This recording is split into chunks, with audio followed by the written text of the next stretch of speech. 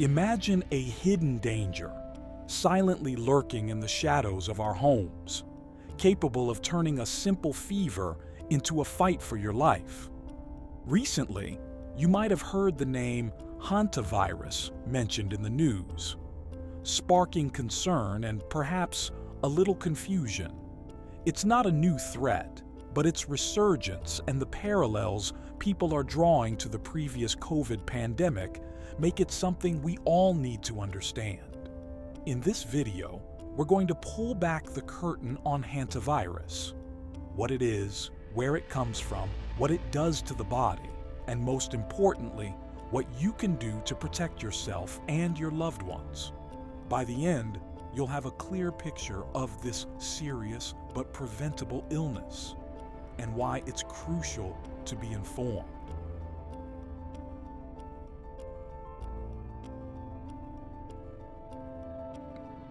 Let's start with the basics. What exactly is hantavirus? Well, it's not just one virus, but actually a whole family of viruses. These viruses live primarily in certain types of rodents. Think mice and rats. And here's the critical part. They typically don't make the rodents themselves sick. The rodents carry the virus, shedding it through their urine, droppings, and saliva. So, if a curious mouse decides to set up camp in your attic or garage, it's not just leaving behind a mess. It could be leaving behind a potential health risk. Humans usually get infected when they breathe in tiny airborne particles of these infected rodent excretions. It's not about being bitten by a mouse, but about breathing in the air where an infected rodent has been active. The story of hantavirus isn't a new one. It's been around for a long time, quietly making people sick without a clear understanding of its origin. The first major widespread recognition of a hantavirus infection in humans dates back to the Korean War in the early 1950s. More than 3,000 UN troops developed a mysterious illness characterized by fever, headaches, and kidney failure. Years later, in 1976, Dr. Ho Wong Lee and his team successfully identified the virus responsible, naming it Hantavirus after the Hantan River in Korea, where many cases occurred. In the 90s, there were also documented cases in the Four Corners region of the American Southwest. There, a previously healthy couple developed respiratory failure and died within days of each other. Over the years, it was established that hantaviruses can cause two major diseases. The first is hantavirus pulmonary syndrome, or HPS, which is a severe lung illness. The second is called hemorrhagic fever with renal syndrome, or HFRS, which affects the kidneys and blood vessels, where kidney damage and internal bleeding occur, and can be severe enough to be fatal. The current virus that is being documented is called the Andes virus, which is a type of hantavirus that can cause HPS. This is also the only type of hantavirus that can be spread from person to person. So, what does this virus actually do to your body if you become infected? The initial symptoms can be incredibly tricky because they often mimic common illnesses like the flu. The incubation period is also longer, and symptoms can appear as long as 42 days after exposure. We're talking about a sudden fever, deep muscle aches, especially in the thighs, hips, back, and shoulders, and a feeling of extreme fatigue. You might also experience headaches, dizziness, chills, nausea, vomiting, diarrhea, and stomach pain. This makes early detection a real challenge, as many people might just think they have a bad cold or the flu and might not seek medical attention right away. But here's where hantavirus takes a devastating turn. For those who develop hantavirus pulmonary syndrome, or HPS, The illness can progress rapidly and severely, usually 4 to 10 days after those initial flu-like symptoms appear. The virus attacks the tiny blood vessels in the lungs, causing them to leak fluid. This leads to a dangerous buildup of fluid in the lungs, making it incredibly difficult to breathe. You'll experience a rapid onset of shortness of breath, a persistent cough, and a tight feeling in your chest. It's like your lungs are slowly drowning from the inside. Without immediate and aggressive medical intervention, this lung fluid buildup can quickly lead to respiratory failure and death. Both HPS and HFRS are incredibly serious conditions, and the gravity of these illnesses can't be overstated. They attack vital organs, pushing the body to its limits. The mortality rate for hantavirus is a sobering statistic. For hantavirus pulmonary syndrome, the death rate can be as high as 38%. That means roughly 1 in 3 people who contract HPS will tragically die from it, even with the best medical care. For hemorrhagic fever with renal syndrome, the mortality rate varies depending on the specific strain, but can range from less than 1% to as high as 15%. These numbers underscore the critical importance of early detection and treatment. The sooner medical professionals can intervene, the better the chances of survival, though it's still a tough battle. When it comes to treating hantavirus, there's a hard truth. There is no specific cure or antiviral drug that directly targets and eliminates the hantavirus itself once you're infected. Unlike many bacterial infections where antibiotics can clear the bug, or some viral infections with specific antivirals, hantavirus treatment focuses entirely on supportive care. This means doctors work to keep the patient's body functioning while it fights the virus. For HPS, this often involves aggressive respiratory support.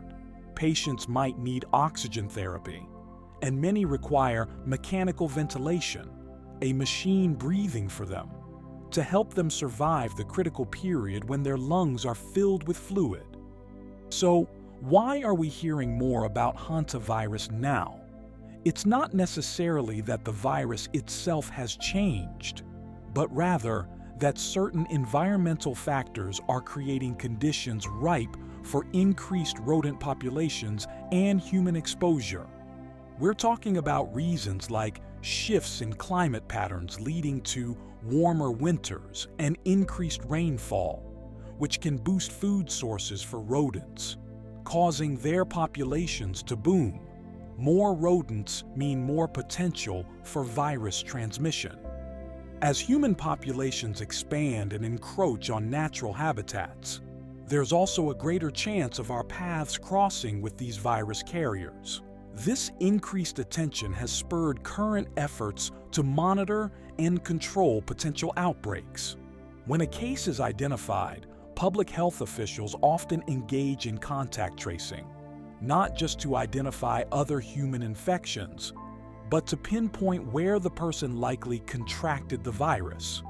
This is exactly what is happening now from the most recent outbreak that began from the cruise ship, the MV Hantavirus. In early May, the World Health Organization, or the WHO, received a report that passengers aboard the cruise ship had severe respiratory illness. While illnesses are common in cruise ships, their illnesses were confirmed to be that of the hantavirus. There are currently only 8 total cases and 3 deaths.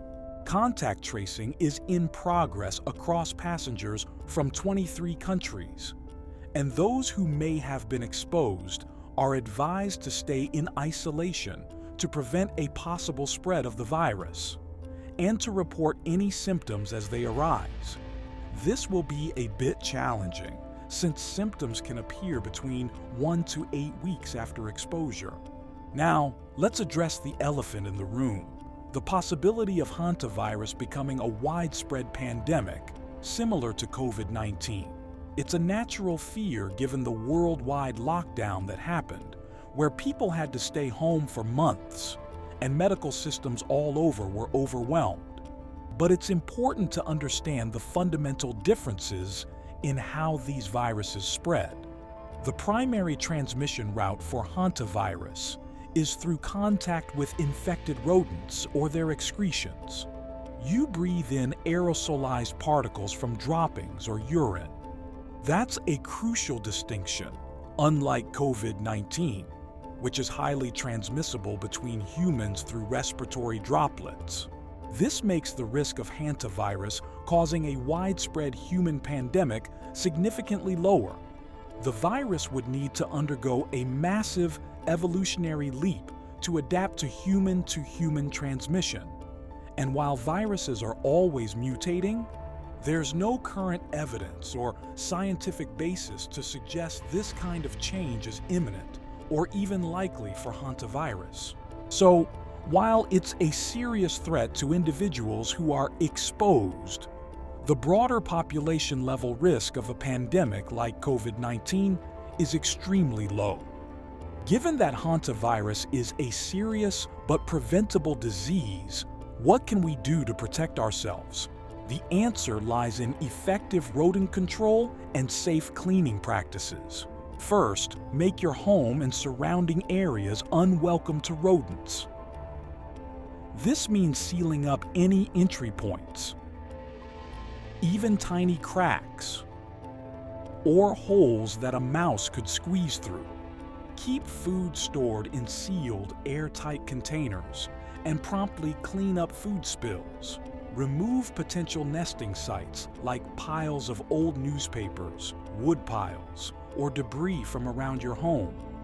Second, if you find evidence of rodents, droppings, nests, or even dead rodents, take extreme caution when cleaning. Never sweep or vacuum dry droppings or nests. This can stir up those tiny virus particles into the air, making them easy to inhale. Instead, wet clean the area. Spray the droppings, urine, and nesting materials with disinfectant. Let it soak for at least 5 minutes. It's also a good idea to wear a mask, like an N95 respirator, especially if you're cleaning in a poorly ventilated area or dealing with a significant rodent infestation. And always wash your hands thoroughly with soap and water after any cleaning. Awareness and action are your best defenses. If you were exposed to an area with rodent excretions, or, in the case of the Andes virus, exposed to people who were sick, then take the proper precautions. Seek immediate medical attention and, crucially, tell your doctor about your potential rodent exposure. This information is vital for them to consider hantavirus as a possibility and begin early, supportive treatment. Staying informed about rodent activity in your area and taking proactive steps to make your environment less welcoming to them are the most powerful tools you have. Hantavirus is serious, but it is largely preventable with common sense and careful hygiene. Understanding this virus empowers you to take control. While the current outbreak is serious, experts agree it's unlikely to become a global pandemic. The best defense is awareness, prevention, and quick medical care. Stay informed, stay safe, and remember, science helps us separate fear from fact.